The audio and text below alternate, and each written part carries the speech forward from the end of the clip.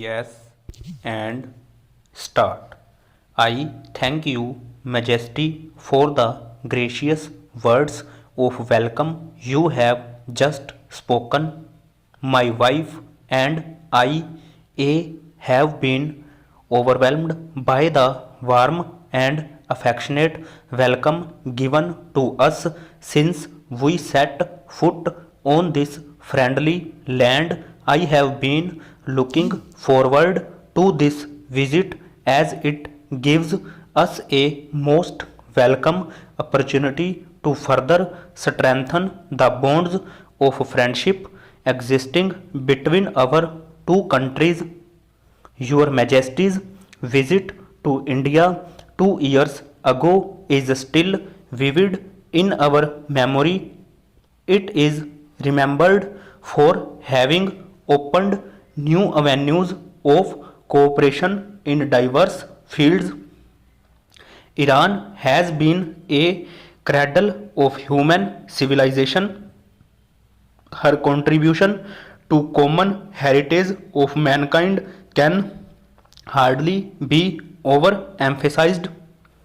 This glorious country has been responsible for many an illustrious chapter in the history of human endeavor in the field of government, art, culture, music, and poetry. For millions of my countrymen, even for those who have not been fortunate enough like us to have visited this great country, Iran is not a strange land. The aroma of Iranian culture and civilization has permeated Indian literature and philosophy since many a century. This visit thus provides us an opportunity to reaffirm the links of history and culture which bind our two peoples and provide an unshakable foundation for a multi dimensional relationship of friendships and cooperation between India and Iran of today.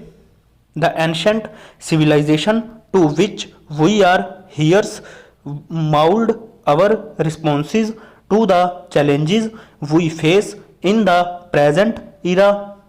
They enable us to make our distinctive contribution to the world community.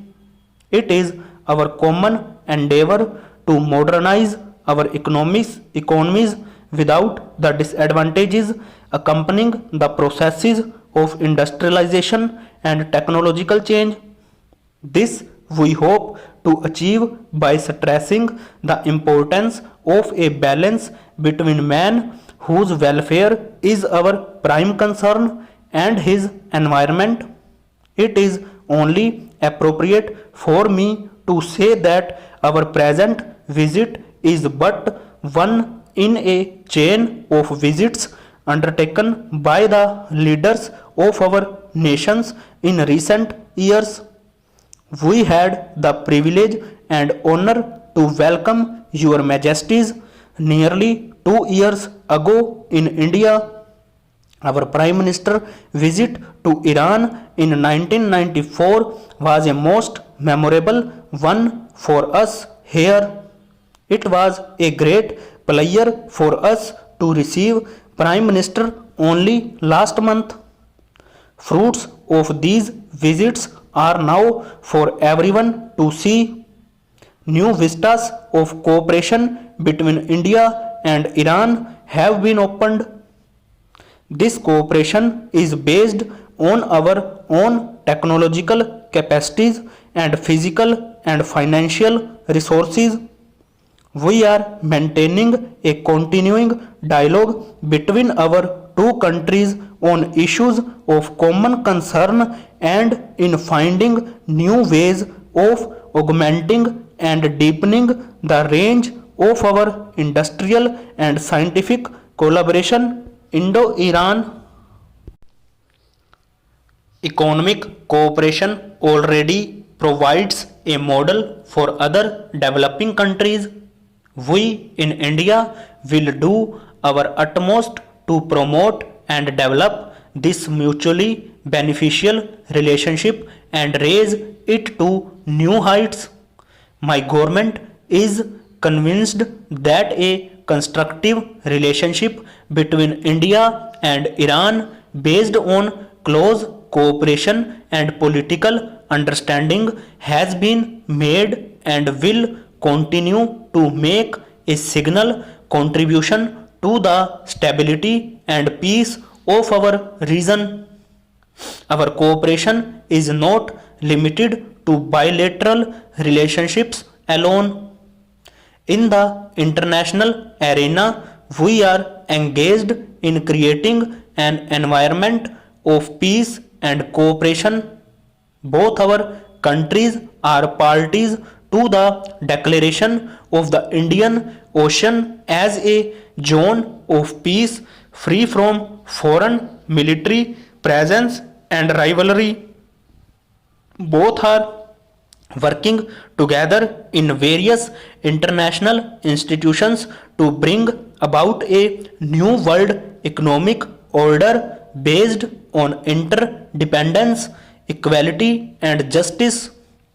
Great changes are taking place throughout the world, both in the political and economics spheres, throwing up new challenges and responsibilities. At this juncture, Iran is fortunate in having Your Majesty's wise and far-sighted leadership.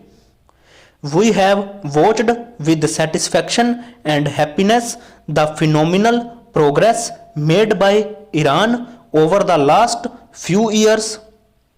Your profound comprehension of the world forces and of the interconnection between world peace and the reduction and elimination of the glaring economic disparities among nations has made Iran play an important role in the struggle to bring about a more just international economic order. We welcome Iran's emphasis on regional cooperation in trade and development and share your vision that such cooperation will lead to global peace and secure regional environment which will deny any possibility of interference by outside forces. We fully support your efforts to gain complete control over your national resources and to avail of the limits opportunities in advances in science and technology for raising the living standards of all your peoples. I had visited your beautiful country nearly 8 years ago. Within the few hours I have been there, I have seen unmistakable proof of the great progress made by Iran under your statesmanship. Mr. President, sir, during the next few days, I hope to acquaint myself more with this remarkable progress made by Iran in social, economic, and technological fields, as much as to visit a few famous centers of learning which have inspired countless generations all over the world. Stop over.